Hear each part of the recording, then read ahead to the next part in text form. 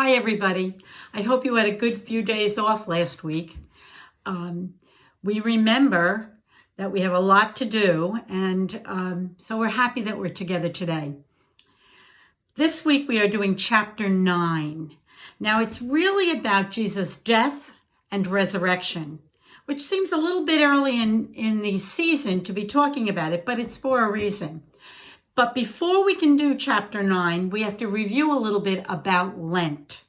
Lent is the 40 days before Easter.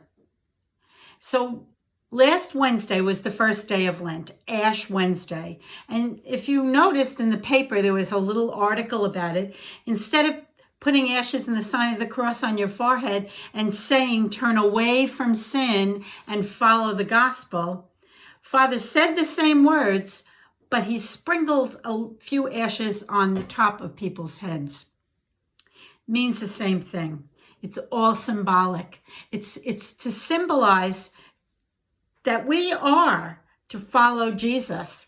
We are to turn away from sin, all that's bad in this world, all that we do that isn't our best. And so we do that 3 ways.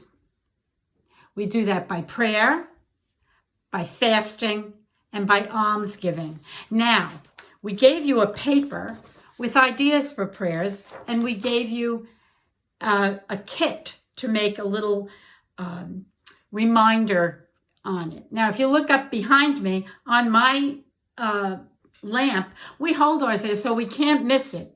It's a good reminder to us every day. You can keep it wherever you want, but if we just fold it over, you can put it on top of something that you see all the time.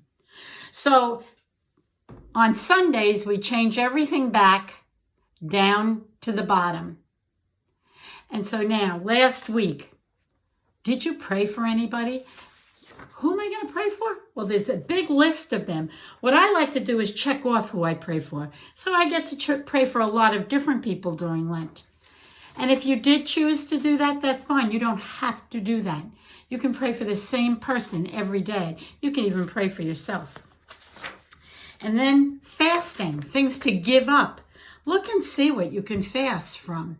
Some of the things aren't food. Some of the things are very hard. Some of the things aren't hard at all. You can fast from complaining. We can take some time to say, I'm not going to complain all day today. And if you can do that, or if you can try to do that, even if you just try and you didn't quite make it, you put your bead up. Okay. Almsgiving is a little bit different. And really, you can't do that with some of it without checking with your parents. And there's a list of things that you can do for almsgiving.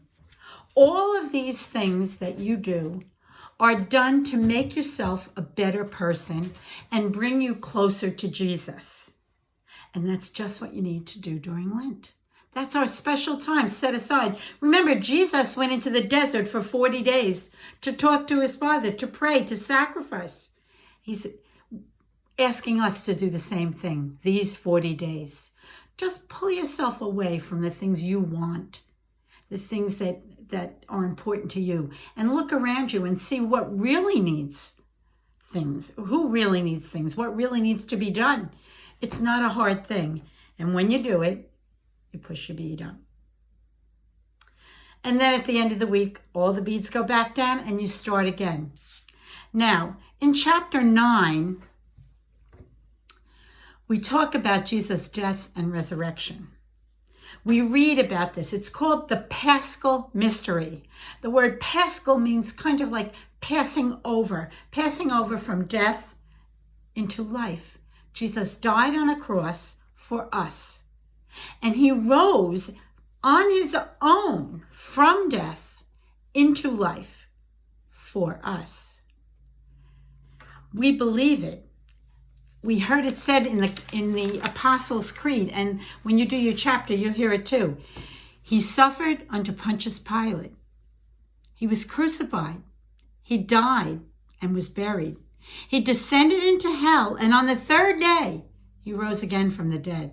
He ascended into heaven and is seated at the right hand of God, the Father Almighty, from where he will come to judge the living and the dead. So there it is. Jesus died and rose. You're going to read about it in this chapter.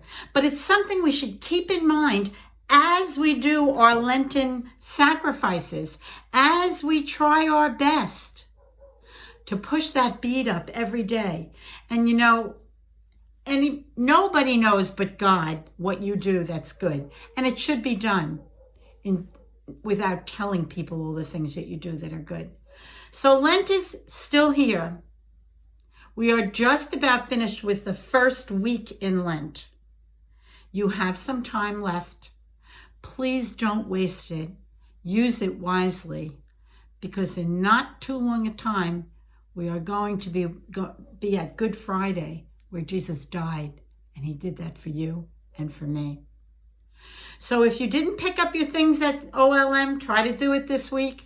You still could be doing a random act of kindness, and it could be, if I could find my beads, which I lost, it could be very much one of the sacrifices could also be a random act of kindness.